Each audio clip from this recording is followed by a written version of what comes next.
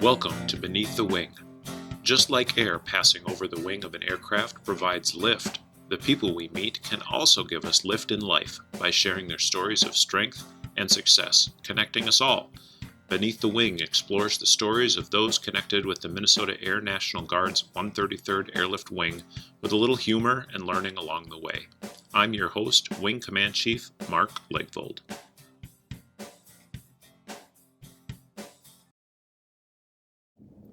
Thanks for joining me for our 30th episode of Beneath the Wing. Today's guest is Chief Master Sgt. Maurice Williams. Chief Williams is the Air National Guard Command Chief, meaning he works at the Pentagon with our top leaders representing all the enlisted airmen of the Air National Guard. He's also a fellow podcaster, hosting his own monthly session called 13 Ways to Lead. And most importantly, he's Gwendolyn's husband. So today we're live in location in Dallas. We're really looking forward to getting to know our senior Air National Guard leader. Welcome to Beneath the Wing. Hey, well, thanks. It's a great opportunity to be here and have this opportunity to share a little information. I'm absolutely thrilled to have you. So first off, if I'd never served in the military a day in my life, can you tell us what your role is in the Air National Guard?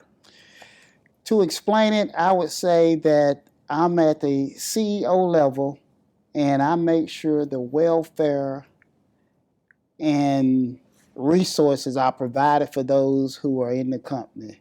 And also part of my job is to help them to be better individuals for the company by developing them to be successful, and that's how the company would grow. How do you push that development piece in your role?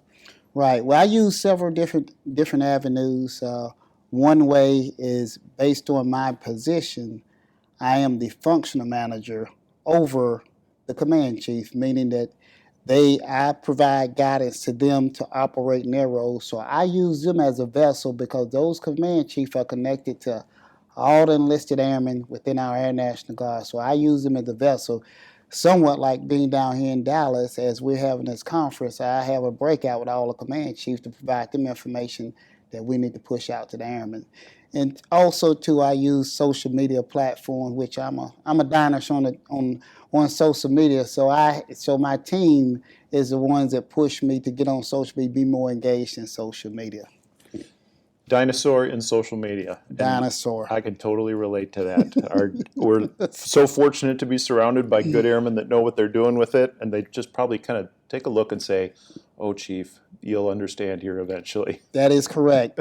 So I was going to ask you, when it comes to finding out more about Chief Williams, it's tough to find going on to social media and getting a good picture of who you are as a person, but also as our senior enlisted leader. Is that by design, or is that just something you're growing into? It's something I'm growing into, I guess, because before this job, I never used social media. I started a Facebook page one time, but I just used it. I had some rental property that I was trying to advertise and use it through Facebook, and that was the only time I used Facebook. So I'm somewhat of a dinosaur. I start as in this position, have team members who utilize and keep the Facebook page up for the Air National Guard and the DANG and put stuff on there. And starting to use Instagram because I do reels for my podcast a month out before. And we do little short reels when we go to visit. They had to teach me how to do that. So I'm growing in it, but it just never was a social media person in the past. We can't push development of other people if we're not developing ourselves, right. Can we? So let's talk about that. Let's learn a little bit about your development, because here we are, tail end of a career, and it's been good and healthy and strong. But we weren't this way when we first joined the military, right. were we? How did you get here? What's your story for becoming an airman and then ending up as the top enlisted in the Air National Guard? Well, I joined the Air National Guard. I joined right out of high school. Never been in active duty. And the only way I learned about the Air National Guard was I was in JROTC in high school, and one of the former classmates came back, and they had joined the Air National Guard, and then he got up and briefed the class, and then that's the way I found out about it. And the intention for me was joining for school money. And from that point, I joined and enjoyed it, and continued to grow. But I joined the Guard back in 1987. So back then we was a strategic reserve. So my hopes when I joined the Guard, as I started, got promoted up to E4, E5, was I hope I could retire to E7 because people never just retired out because people stayed in to 60 back during that time. And then when 9/11 hit, that's when we had a mass exodus of people getting out of our unit in the Air National Guard, as I was a air reporter, 2T2, a logistics guy, and that's when people got out. And as I moved up in the rank, I saw an opportunity for me to move up in the ranks, and I just stayed ahead and doing my PME.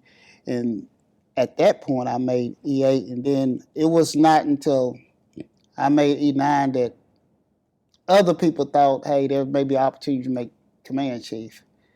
And that's kind of how it happened. I was a command chief for 4.5 years, stayed command chief 2 years, and then went out to Kansas, went to another state, because I was, at that point, I wanted to pursue this opportunity to compete, and it gave me an opportunity to go to a state that had multiple wings. North Carolina only had one, and that gave me the scope of responsibility to lead more people. It takes a family to be in the Guard, and it takes a Guard family to grow in the Guard. Yes. How was that move for you and your family when you decided, hey, there's good opportunity in Kansas, we're not going to be in North Carolina anymore? Right. Well, you know, it was, sometimes we say timing hits perfect. So my wife, Gwendolyn Williams, she retired from the Army National Guard, and so she was in Army National. At that point, when I decided to pursue the opportunity in Kansas, she was retiring that year, and so she had retired, and then a couple of months later, that's when I got selected for the position, and being that I know I was only going to go out there for 3 years, we was going to stay settled in North Carolina. She stayed there in North Carolina. I went out. I got an apartment that was fully furnished, and she would travel back and forth from Kansas to North Carolina, or meet me somewhere when I was traveling. I'd come out and stay a couple of weeks because she had retired. And so that's kind of how we adjusted. And even from this point, when I got selected for this job, so I left from there, got a little small U-Haul, throw my golf clubs and my clothes in there. That's all I had. And drove to D.C., and she do the same thing there, because in this position, I have a designated house. So I know this is a term, and she travels back and forth to come out and meet me traveling. As a retired soldier, does your wife ever look at you and say you're way too soft? No, because she knows my personality. I can't believe after a good and healthy career and within a good and healthy marriage, one of you didn't recruit the other over to the other side, but it sounds like there's good balance there. Yes. What do you do to stay connected when you're apart?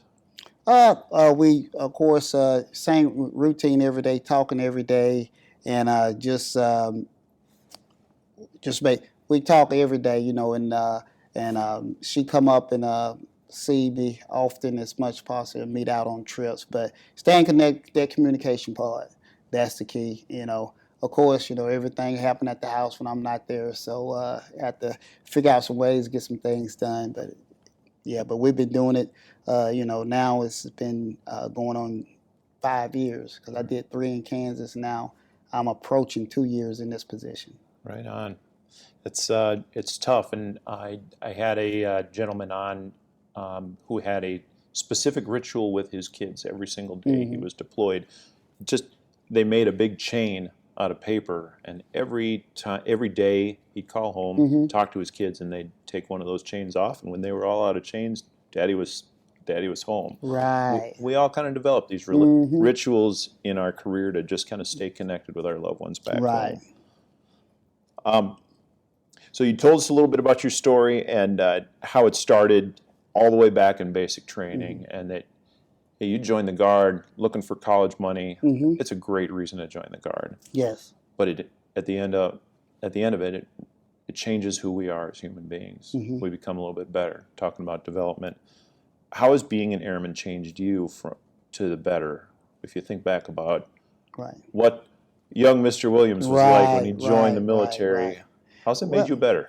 it's made me better because it's made me be more personable. So I was coming up, I was a real quiet guy. So as I rose up in the rank in the military and had to be over people and be engaged and even going to PME, it made me change my personality a little bit, be more engaging, especially once I became, a senior NCO, being over people. And then as a chief, of course, it push you out there a little bit more. And definitely as a command chief, you got to be more engaging to people and help change the personality. And also, it made me, I was a very structured kid coming up. I don't know how designed, maybe that's just why I love the military so much, because of the structure and discipline. So it fit my personality, so it made me grow in that way, to know how to complete tasks and be disciplined and structured and things. So it just helped me grow. And going out and traveling around the world, it's broadened me as an individual, and I can have conversations about places what other people see on TV, but I can share my experiences in those places. I imagine that the high school you would never have dreamed of being in front of this huge group of people like you were this morning. No, would never thought of it. Best assertive training that we ever get is just standing in front of this huge group of people, and now we have to think of something good to say or have a little bit of something prepared. Right. It all comes into the head and out the mouth at that time. Looking at the totality of a career, though, we all go through some hard times. Every airman struggles. Right. And sometimes those struggles are real, real difficult, and they bury it inside and they just struggle through. Other times they lean on their guard family. Have you ever had a time in your career where you really had to lean on your guard family just to get through something tough? Yes, just really, I can tell you as a young airman, E3, E4, and some E5 time. When I was in guard, like I said, I came in when it was a strategic reserve, and I could come to drill, and sometimes somebody would notice I'm there, and sometimes not. And so it was a time period in there. I would come to drill, check in, leave the base, come back in again. And, I was at the point where I was so frustrated because I was fired up when I come in. And, hey, I'm ready to do things, but, so many people, nothing to do, nothing for me to be engaged in. And I had to, at that time, talk to my supervisor at the time and my chief, and about 3 different people, because I was going to get out of the guard at that time. So I had to lean on them. They had to, hey, okay, we're going to move you to a different section, make sure you're engaged. So early on in my career, I had to lean on people. And these are individuals that I had just met, but some of them, they saw, the energy I had, I was engaged in it because I came out of JRTC, so I'm fired up, think I'm going to the military and firing up. So I was at a low point that time in my career when I thought about getting out then too at that time. You still stay in touch with those two? Yes, still stay in contact with all of them, yes. Built that relationship throughout there. They retired, but still stay in contact, text, email, call, yes.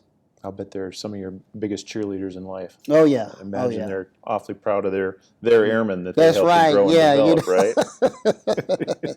Standing on the shoulders of giants like that. Little airmen that, hey, didn't even want to come to drill, come in, check in, I'm here and leave. We've all had those. Oh, yeah.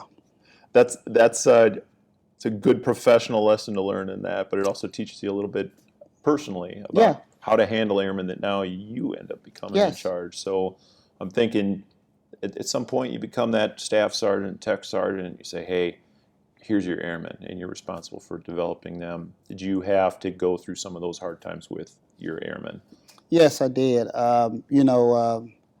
Had to get down, and what I would do, I would share with them my story of, during that time period. So I would try to do things differently to make sure they was engaged. Sometimes some of them have, because I had a lot of young airmen who was in college struggling, with schooling. So I said, hey, this is some paycheck. You got to come to drill. This is part of that pay that can help you with college. Even though you're getting a little tuition assistance, but it seemed like that's not up. But I sit down and show them how to balance money too, because they were away from home. They joined the unit because it was where the college was at, and so they was actually away from home. And so I know of two that I definitely did that directly with, and even they went on to go deploy. And I recommend they go on deploy. And I said, think about this: if you take this time and miss this semester, I said it'll help you get financially stable, and you'll be graduating the following year, get caught up, and you're gonna leave with no debt, and some of your friends will have debt. It is a big perk Right. in the Guard to have that college money, but the bigger perk is having those folks that have been there, done that, seen that, lived through it, and just have that extra time to coach our youngest that are coming along in the ranks, and they pass that forward. That's right. That's right. It's been a tough couple of years in the Guard, and Yes. it's been fun here in Dallas to actually be face to face with folks, have conversation. But we've all lived through a really, really tough 2 years. And the 133rd's in Minnesota, right in Minneapolis-St. Paul area. You became the command chief for our Air Guard right in the midst of COVID, October 2020, right? That's also right after the summer George Floyd was killed on our streets in Minneapolis. And that sparked mass protest across the country. In my state, 100% of the National Guard got mobilized. Wow. And our airmen showed up just like that. They were thrilled to be with each other, but they were also thrilled to be there for a purpose and a cause. Beyond the military's involvement, we've started to engage in difficult conversations about race, extremism in our military, and how people's perspectives have changed.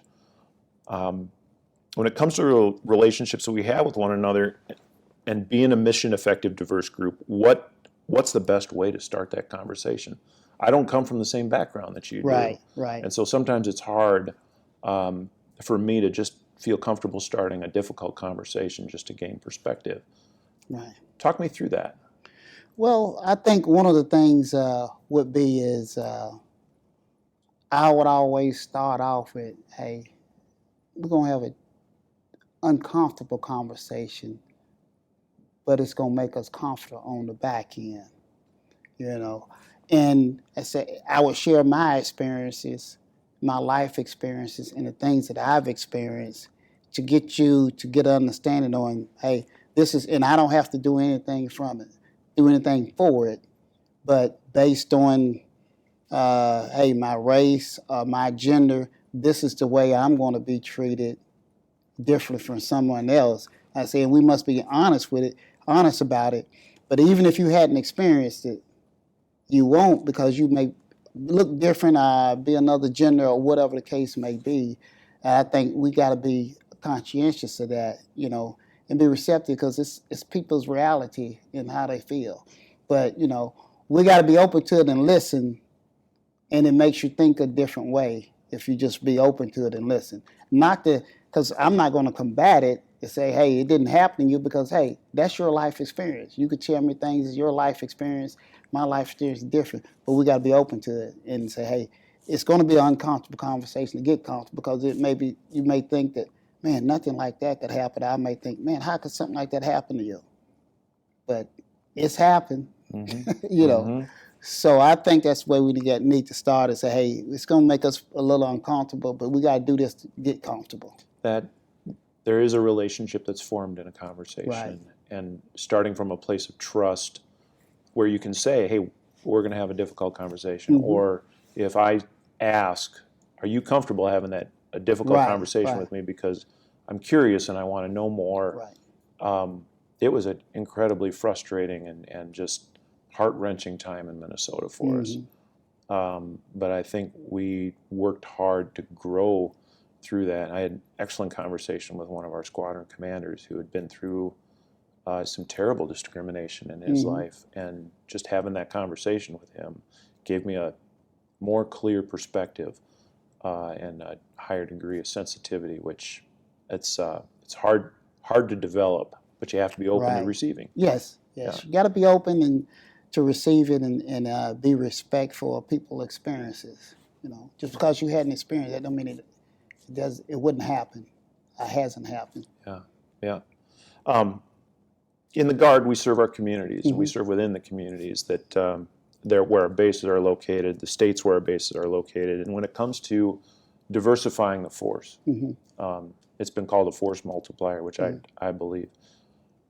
When we get our airmen in the door, keeping them is a big priority. Right. Are we getting the idea of inclusion right in the military, especially in the Air National Guard? I think we still have some challenges ahead, because I don't think we would still be talking about it if we didn't. And as we continue to look at initiatives and programs to increase that inclusiveness in the Guard and that diversity, I don't think we're getting it right yet.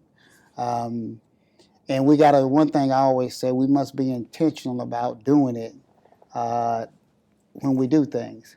We can't say it and not have any action behind it and be intentional about getting to that point. So I think we still got some I know we still have some growing to do as we're looking at it, because within some of the communities across the Air National Guard that you think where it's a diverse community, but when I go to the wings is not that diverse.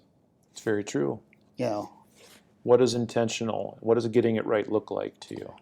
Getting it right looks like to me is starting with your recruiters, which you have a diverse recruiting force, because naturally in sync, if you got a diverse recruiting team, they're going to recruit from where they come from. It's easy, accessible, and those are the individuals they are around, and other individuals see them in a uniform and they ask more questions. So it's very diverse. I saw this happen in North Carolina with the recruiting team there in North Carolina, where we had a young man, he was from the continent of Africa, I forget which particular country, but when he became a recruiter, he bought, based on the community that he lived in and the individuals that was in his community, he brought in a whole different group of individuals that we wasn't getting it for. And a majority of them, not just a minority, but from the continent, Africa too. So I think when we have that diverse group in recruiting, that will get that diverse group there. But then once they get in, we got to treat them with dignity and respect and keep a culture where they want to stay. That is the trick and the challenge that we're trying to teach our new leaders, that our up and coming leaders, is how do we keep and retain and motivate these new airmen who they were like you when you came in, all fired up from JROTC, and they want to do the country's business. Yeah, and keeping them motivated, that's the trick. So, what's the trick to keeping them motivated? I think we got to find out I always use the term, what their gift is. If we understand what their gift is, we can place them in positions for them to grow. I always use this term, everybody have a success seed. As a leader, when we see that success seed, we water that success seed by giving them opportunity. We fertilize that success seed by motivating and inspiring them because of what they're doing with that success seed. So that's why I look at it. It's a great way of putting it, especially in the springtime where people really want to be out planting. That's right.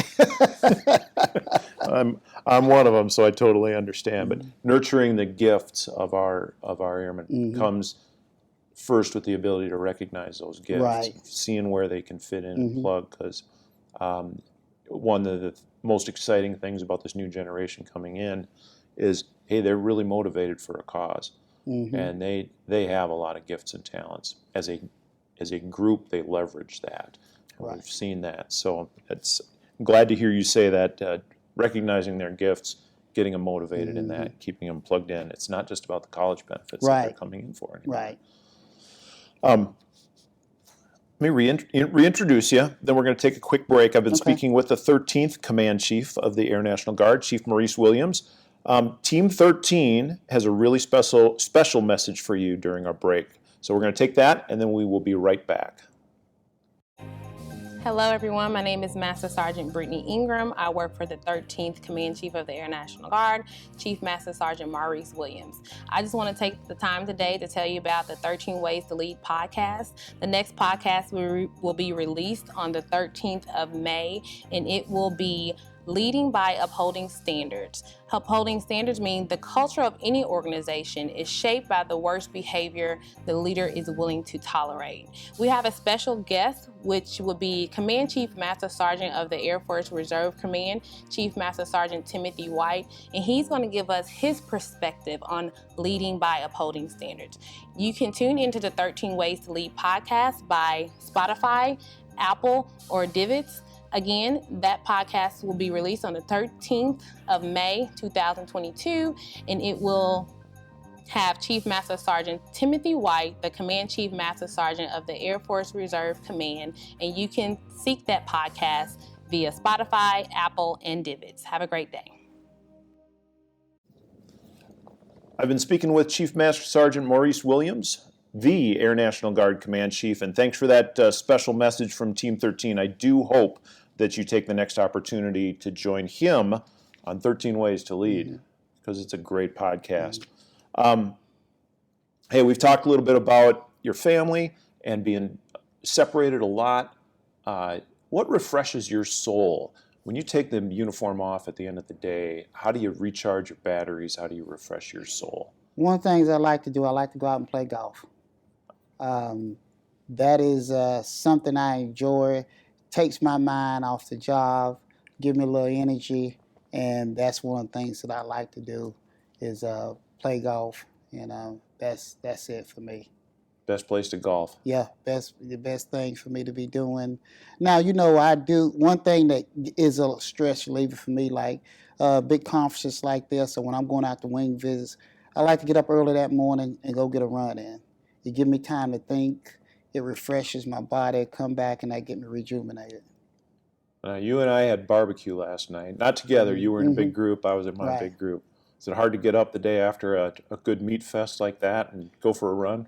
It is. Well, not challenging for me.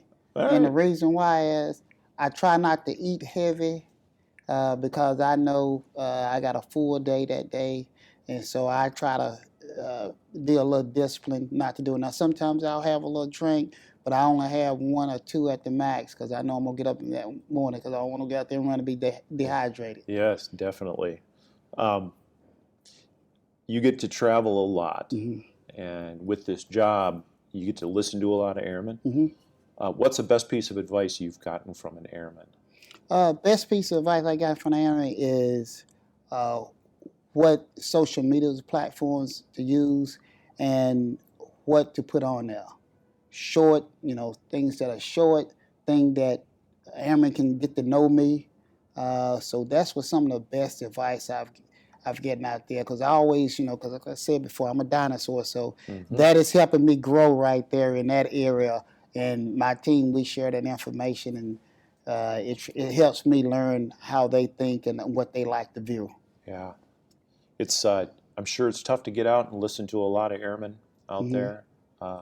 Is that what recharges your battery? Would you consider yourself an introvert who has to go off and be by themselves, play a little golf, go for a run? Yes, I would. I would consider myself to be an introvert. But what recharges me is some of the best parts of doing my wing visits. When I sit down and eat lunch with airmen, I like to make them be at ease, and man, we had the best conversations, around the table there. We were talking during the break a little bit about before you really got into the full-time gig, you were balancing school, working in a auto parts store, and life in general.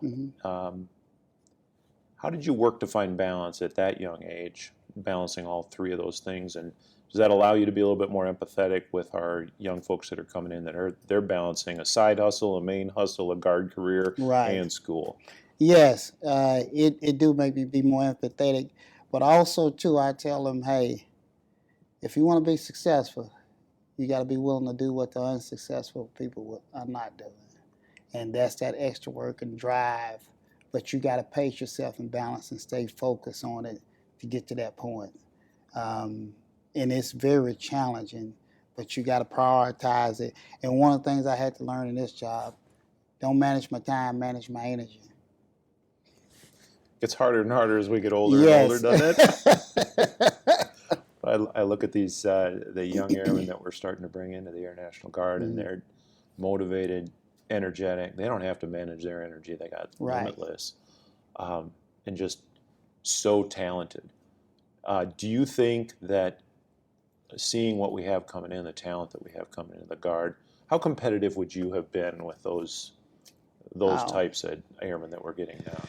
I wouldn't have been able to compete because they're coming in, they're so much smarter because, it's more access to education now. And you take some airmen, hey, they're finishing associate degrees when they finish high school now.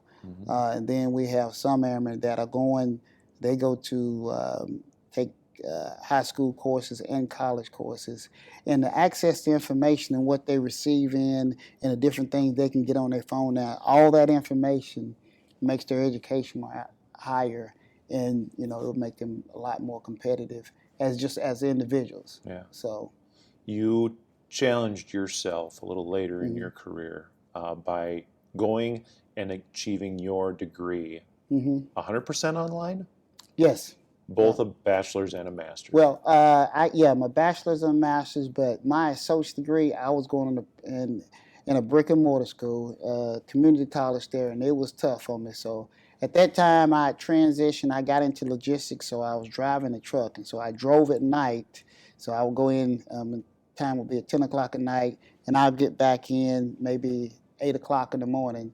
So I would lay down for a couple hours, and then I would go to class. I had to be at class around 4 o'clock in the afternoon, so I would get up about 2, be in class and stay in class, and I'll leave there and go straight to work and do homework in the break room before I go out and drive again. So I went off to NCO Academy, and I did an outstanding job in NCO Academy. And that gave me the boost to jump back in school, and that's when I finished my associate degree. And then I had a break in between there, and then I started back with my bachelor's and completed my bachelor's, and did not take a break in between there. They went straight on into my master's. Straight in business administration, if I'm Yes. right. Was it hard to go back and start learning because you were online? Yes. Learning a new way of learning. It was very challenging. Very challenging for me. It was tough. So, but because even I tell you something very simple, and some people may still do it. When I would have to write a paper when I first started, I would have to write it out on paper. I could not go in and have my thoughts and type a paper out. But as I did it more at the first couple of classes, then I was able to progress and get into a routine. And get study habits down, find out where was my best place for me to stay focused in the house. Small things like that to help me get started. Habits of learning. Yes. Absolutely. Back to the Guard. This past year, the National Guard had this historic participation in directly defending the Constitution, protecting a peaceful transfer of power during the inauguration. And you're in D.C. I assume you were still in the D.C. area during that time. The Air National Guard had a huge part to play, just a historic amount of airlift, getting soldiers and airmen out to D.C. to protect that. What was it like for you as the senior enlisted person for the Air National Guard to watch that happen, interact with the airmen, and just see all of this work, developing these people come together and just explode in this mission and have it all come through peacefully, quietly, and then everybody return home?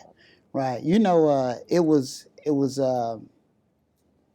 It wasn't shocking to me. I know we could do it, but not seen it before, having seen it before, it was amazing. It made me feel good to, hey, this is this domestic mission that we have, and we're doing it, and we're doing it at this level. I mean, on January the 20th, in our nation capital, we had 27,000, total 27,000 soldiers in there. And out of that, about 3,000 of them were airmen, and 1,600 were those defenders. So me and the boss, we got out. When the aircraft started coming in, we was out there meeting the aircraft, greeting everyone coming into D.C.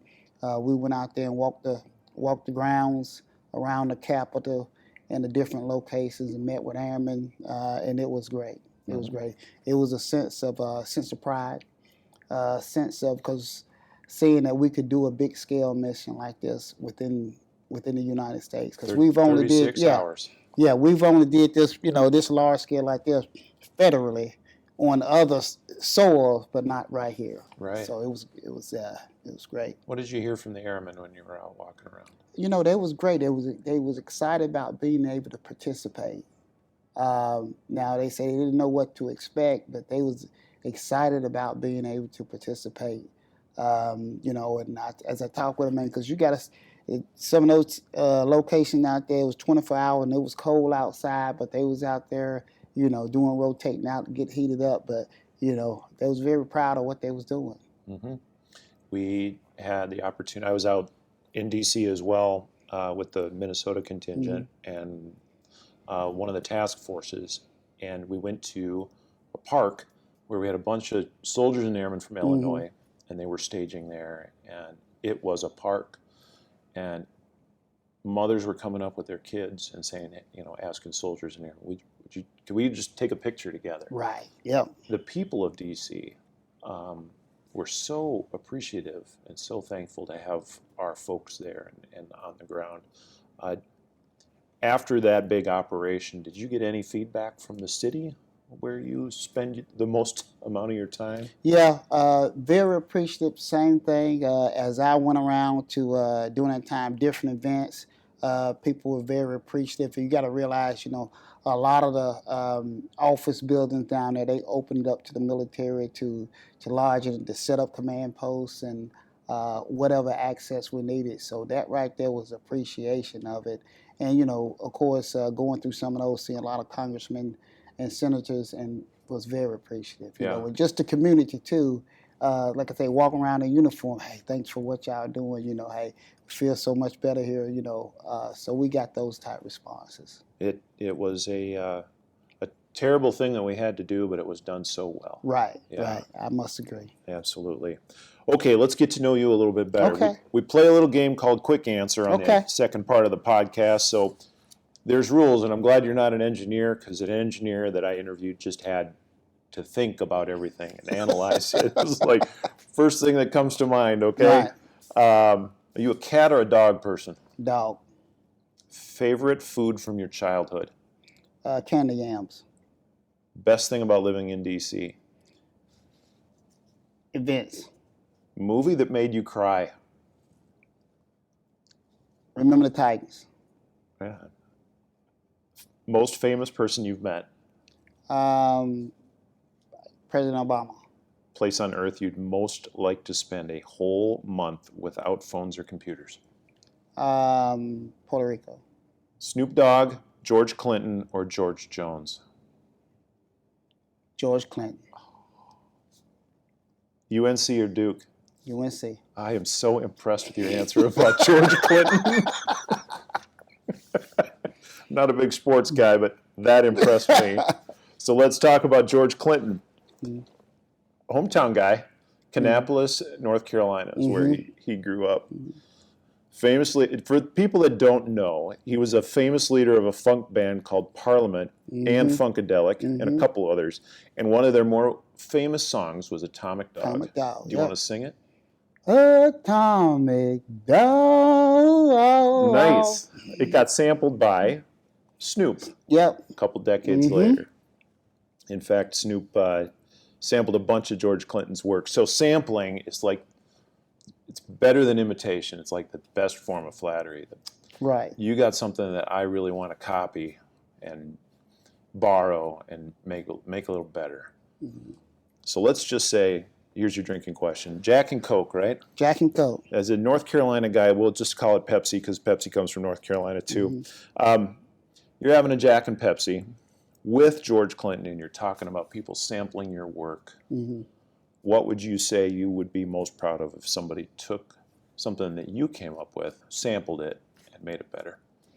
I would say singing and song enhancement course. All right, tell me about that. That singing and song enhancement course is a course for E7s, E8 to try to empower them and educate them before they become an E9 but get them to think strategically. And it's the course I started when I got in a position, because I always tell individuals, hey, get an airman what you needed when you was airman. So if someone could sample that and use it as much as possible, I would be very proud, because I know they would be affecting people at a lower level. Yeah. 10 years from now, that course is still going to be around and completely different.